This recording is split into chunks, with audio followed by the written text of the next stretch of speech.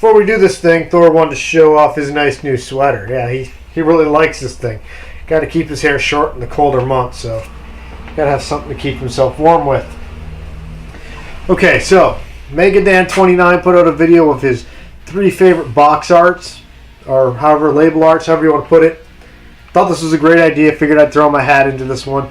And I know, you know, I'm the Master System guy. I got to do the Master System, but it was kind of a tough call. Like, do I really want to do Master System? Do I want to do NES? Do I want to combine them? Is 3 going to be enough? So I decided 3 is not enough. So I'm doing top 5. And I'm actually doing this more like a top 10 because we're going to do 5 on the Master System and 5 on the NES. And before we get to it, I just want to say that 2 of them, and I mentioned this in the comments on Megadan's video, is the Famicom Super Mario Brothers and Super Mario Brothers 3 box art. I think is fantastic. But for this video, we're not doing that. It's just games. You know, I have to have the game so I can show it to you. Just gonna get right to it. So, starting this off with the Master System, Master of Darkness. I love this cover work. I love the game. It's sort of the Castlevania for the Master System.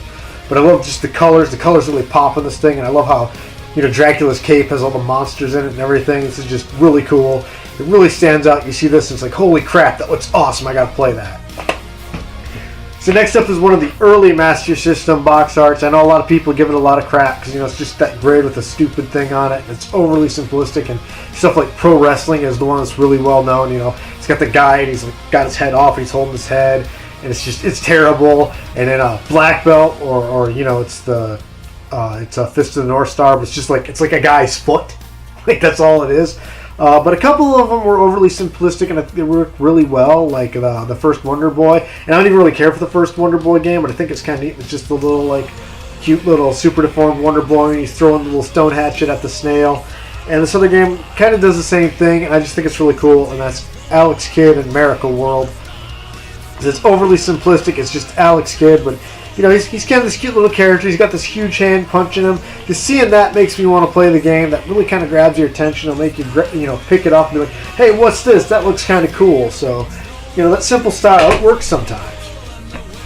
And other times, you need to go really fancy like some of the later releases did, like Dragon Crystal. Now, Dragon Crystal is a really cool sort of RPG. The world is, you're going through this like maze, but the world's always different. It's a different maze every time. And you got this little egg that follows you around that'll eventually hatch into a dragon. But just, you know, so that's the egg or dragon crystal on there sitting amongst this other stuff like a bunch of treasure, and it's just really cool. It's another one where I think the colors really stand out, and I just love the logo that says Dragon Crystal on it. It looks fantastic. This next one, it is one that I plan to do a video on soon. I've actually got like my next couple of videos planned out up through January for Game Raid. Might try and do this in the second half of January, maybe early February, but it's one I've been wanting to talk about for a while. There's like one guy who's done a video of this, and so if you're a fan of the Happy Console Gamer, you probably know where I'm going because he hates this game, and I absolutely love it. And as far as box art goes, this is like the coolest thing, and that's Dynamite Ducks, right? You've got the duck, which looks more like a cardinal on here, and he's like throwing a cartoon bomb at a bunch of like angry, rabid, severed dog heads. Like, it's such a WTF moment on this cart or on this case. Like, I love it. I think it's one of the coolest things ever. And so, lastly, this is probably my favorite one, and I'm really lucky to have this in really good condition. This is probably my absolute favorite box art for any of them I had. I used to actually keep this separate from my other games to kind of have displayed just because I thought it was so cool. That's Dragon, the Bruce Lee story. Just everything about it. And it's just the movie poster, but it's so fantastic. Now, the 8-bit version of this, it's nothing like the 16. This appeared on the Master System and the Game Gear, and it's actually like a side-scroller beat-em-up. Not like the 16-bit version, which is a really bad fighter. This is actually a pretty cool game, but it's got a few issues. We'll get a video to that at some point. I mean, I'm planning on it anyway, because it's a pretty cool game. So, next up, we're going on to the NES. And the first one is probably one of the worst things ever made. I hesitate to call it a game, but I do like the cover, and that's part of why I got it. I mean, I knew what this was before I got it. If I hadn't known, I would have been mad. But I only paid like $1 for this, just because I always liked the artwork on that. And it's Taboo, the Sixth Sense. Just like the dark colors with the purple, which is one of my favorite colors, and then the whole symbol with the sun. I wish it was the celestial love sign. You know, the sun with the moon. There's supposed to be kissing. That would have been fantastic. But it's just the sun, and I love this. If you don't know what it is, it's a tarot card reader. It's terrible. Just get a friend who does tarot and have them do your reading for you. I actually really like tarot decks and stuff. I could never really get into the whole doing the readings, but he's got a huge collection of tarot decks, so I guess you could count that among them. But terrible game, but really cool artwork. The next one, Kiwi Craze, or the New Zealand Story. Now I do actually have this on the Master System as well. It doesn't work. It's one of the few PAL games that won't work on an NTSC system. So I didn't know that when I got it. I thought I got a defective copy, so I actually bought the game twice on the Master System. But I do have it on the NES as well. I think that's cool with the Kiwi. He's got the quiver with the arrows, and he's running towards the enemies. It's just kind of neat. I don't know. And he's in his underwear there. It kind of reminds me of Ghosts and Goblins or something, right? And it's hard enough. It might as well be. And speaking of Ghosts and Goblins, Gargoyles Quest 2. This is another one. I love the gargoyle on here. Just the colors really pop on it. It's one of those games that you see this and it's that looks awesome. Gotta play it.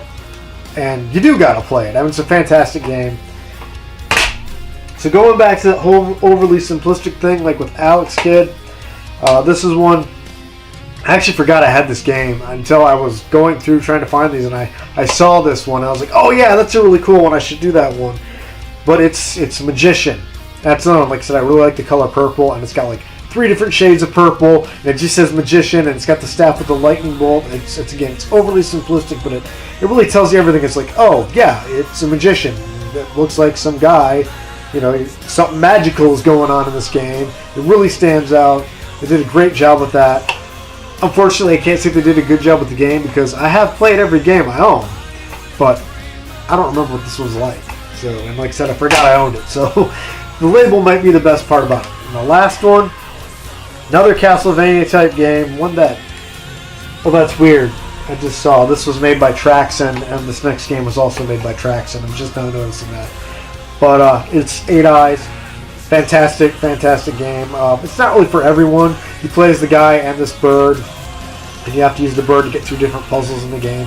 It's sort of it's got a very Castlevania meets Mega Man vibe. It looks like a Castlevania, but the way it plays is got a little Mega Man where you can pick your levels and stuff. The 8 Eyes are these 8 gems that you have to get, and throughout you have to get them, and you get these little hints. You get to the end of the game, you have to put the 8 Eyes in this computer, and they go in a certain order, and the hints you got throughout the game they give you the order that you got to put them in. So it's actually one of those games you can make it all the way to the end of the game, screw up the order, and actually lose the game. But it's pretty cool, but it's definitely not a game that's for everyone. So those are my top 5 Master System and Nintendo box art that I absolutely love. But while going through it, I came across one game, just one, but it made me realize that we need to go another route. So we're going to make another video, throw this discussion out there, and it'll be your top, 3, 5, 10, whatever, box arts that you hate. Because like I said, I found one that I just think is absolutely terrible, and it's not even anything you'd probably think, because, the artwork itself isn't bad, but when I do the video, we'll explain it. So I'm going to get to work on that video, and hopefully, maybe we'll see a few other people do that one as well.